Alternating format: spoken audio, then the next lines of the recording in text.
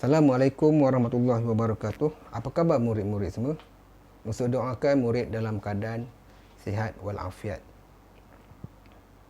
Hari ini kita akan belajar Pendidikan Islam tahun 1 bidang adab yang bertajuk Zikrullah Penenang Jiwa.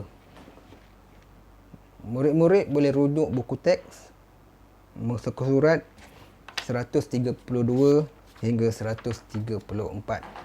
Sebelum kita belajar hari ini, Ustaz akan terangkan apa dia objektif pembelajaran kita pada hari ini. Selepas murid habis belajar tajuk Zikrullah Penenang Jiwa, murid dapat yang pertama menyatakan maksud zikrullah. Yang kedua, menyatakan dalil nakli zikrullah. Yang ketiga, menjelaskan cara mengingati Allah. Yang keempat, menyenaraikan kepentingan mengamalkan adab berzikir. Dan yang kelima, menyenaraikan kesan mengabaikan adab berzikir. Baik. Yang pertama, apa dia maksud zikrullah? Dalam mengetahui maksud zikrullah, mula-mula sekali kita nak tahu apa dia maksud zikir. Allah tu kita dah tahu dah. Allah, Tuhan kita. Tapi apa dia maksud zikir? Zikir, kalau kita rujuk dalam buku teks ni, maksud dia ialah mengingati Allah. Zikir kita boleh lakukan sama ada menggunakan hati, lisan ataupun perbuatan. Maknanya hati kita ingat Allah, maknanya kita ingat Allah dengan hati. Kalau dengan lisan kita menggunakan mulut bercakap. Perbuatan ada cara dia, bagaimana kita perbuatan kita menunjukkan yang kita ni ingat kepada Allah. Zikir kita boleh buat dalam pelbagai-bagai aktiviti pun. Apa cara kita nak buat? Zikir kita boleh buat masa kita berlari. Kita naik basikal pun kita boleh berzikir. Kita naik motor pun boleh berzikir. Kita berjalan pun, bermain-main pun boleh juga berzikir. Yang kedua, Ustaz nak terangkan dalil. Kenapa? Apa dalil bukti yang kita ni kena berzikir? Dalil ini adalah dalil nakli daripada ayat Al-Quran. A'udzubillahi minasyaitonirrajim. Ala bizikrillahi tatma'innul qulub. Surah Ar-Ra'd ayat 13 yang bermaksud, ingatlah dengan mengingati Allah, mentaati perintah Allah, jiwa menjadi tenteram. Yang ketiga, contoh zikir. Untuk berzikir kepada Allah banyak cara. Selain yang terdapat dalam buku teks ni, ada banyak lagi yang murid-murid pun pernah selalu dengar. Contohnya, Bismillahillazi la yadurru ma'asmihi syai'un fil ardi wala fis sama'i. Itu contoh zikir panjang. Tapi hari ni dalam pelajaran Zikrullah Penenang Jiwa ni, kita nak belajar pendek je. Sebab murid tahun 1, kita hanya belajar zikir yang senang, ringkas dan mudah untuk kita ingat.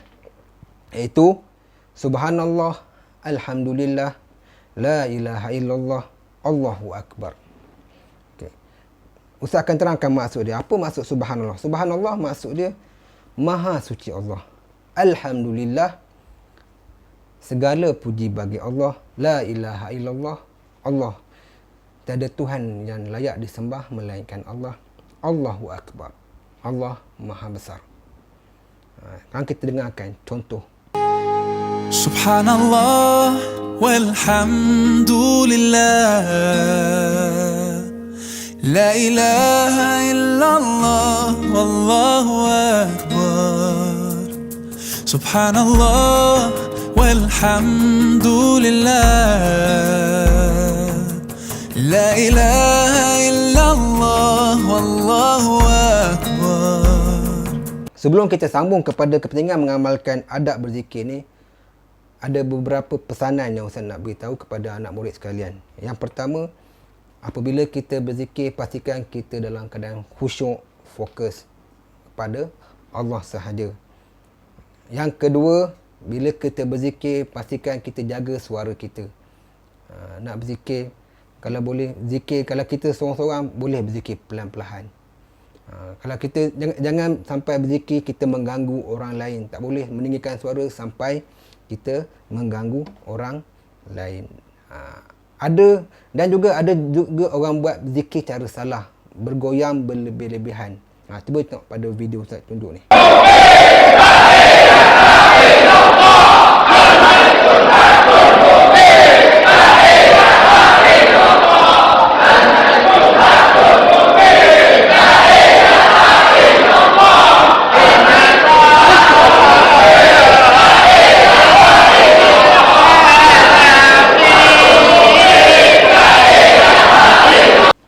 Kepentingan mengamalkan adab berzikir. Apa dia pentingnya?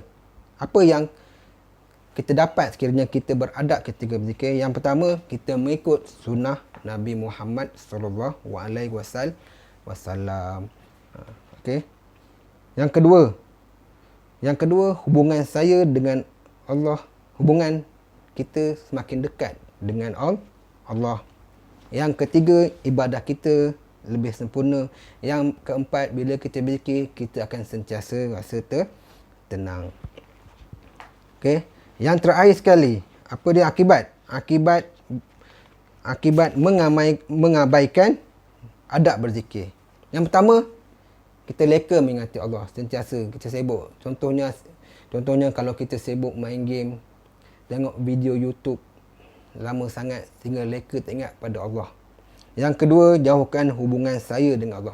Itulah, kita sibuk dengan urusan dunia sehingga kita lupa kepada Allah yang mencipta kita, yang beri kita makan, yang beri kita udara, yang beri kita mata untuk melihat, telinga untuk mendengar.